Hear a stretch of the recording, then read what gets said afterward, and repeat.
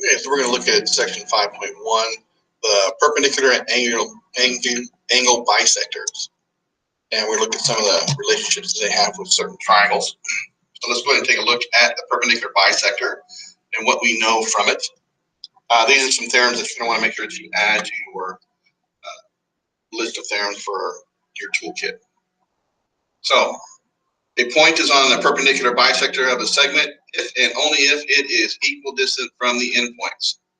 Basically what it means is, here's a point on the perpendicular bisector of the side, okay? And then that point is going to be the exact same distance to the two endpoints. And if I have a point on a segment or line that is equal distance from the two endpoints, then I know that that line is a perpendicular bisector. So I know both of those things, okay? And so let's look at an example of how we might be able to use this to solve some of our problems. So what's the value of WY? So as always, we look up here, WY is this piece right there. That's what we're trying to find. And before I can find that, I would need to figure out what N is, okay? And so in looking at this, I can see, oh, well, these two things are identical. Okay, that means that this point is the same distance to both endpoints, which means this line is a perpendicular bisector.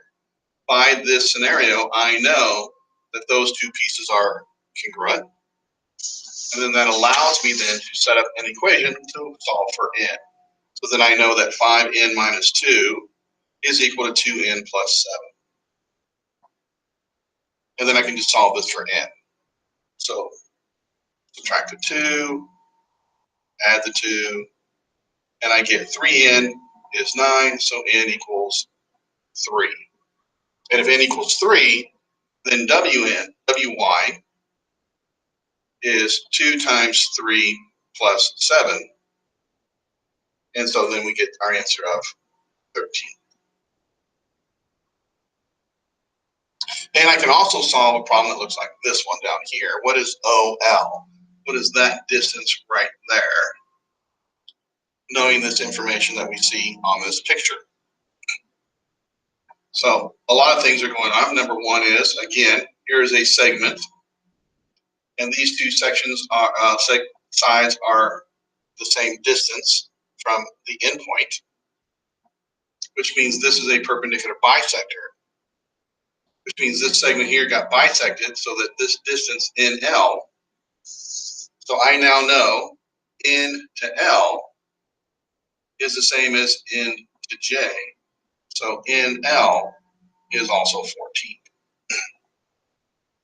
And then I look at this little triangle and I say, oh, look, those are the same again, which means M is on the perpendicular bisector. And so I know that OL is 1/2 of NL because it bisected it, and that's 14, which means I have half of 14, or 7. And so OL is 7. So that's how we can do and use that knowledge to help us find missing side pieces. The next thing we want to look at is the angular bisector. Angle bisector, a point is on the bisector of an angle if and only if it is equal distance from the two sides of the angle. Here's a ray. It bisects these two angles. Okay. If it does, then I know that the distance from this point to each of these two sides is the same. And the shortest distance, by the way, is a perpendicular. That's why you see these little corners here. So we know that those things are going to be right angles there also. If this is, this is a perpendicular bisector. Okay, so with that knowledge, we can now solve some other problems that deal with that. So let's take a look at this picture.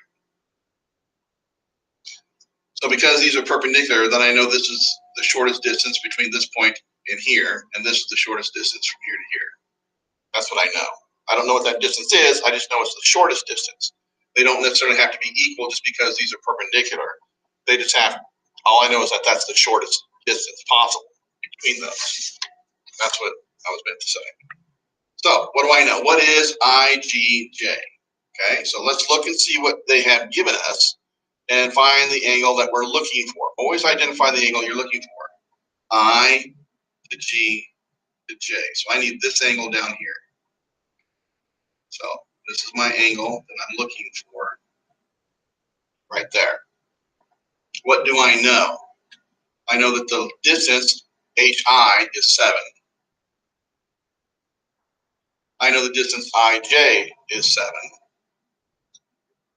And I know that HGI is 25. So what I know now, because these two distances are identical, then I know that this is an angle bisector. And because that is an angle bisector, then I know that this angle has to be equivalent to that angle right there. So the measure of angle IGJ is 25.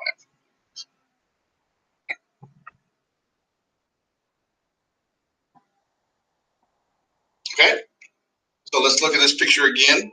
We're going to change some numbers and such, right? So instead of drawing a picture again, I'll just erase those numbers. Here's our story again. HGJ, HGJ. So the whole angle is 57. IGJ is 28.5. And HI is 12.2. So if the whole angle is 57 and this angle is 28.5 and this whole angle is 57, the question becomes then is this half of that? Okay. If this is half of that, then this is an angle bisector, and then I know that these two line segments are identical in length. Okay. And sure enough, we can see pretty clearly that 2 times this right here is indeed 57. So I know that this is an angle bisector. So I know that this length is congruent to that length. And since that one is 12.2, this one has to be 12.2. Okay, that's how it works. So it's being able to recognize what we have and then using it to help us find the pieces that we're missing. Okay, so these are 2 very important ones that you're going to want to remember and add to your list.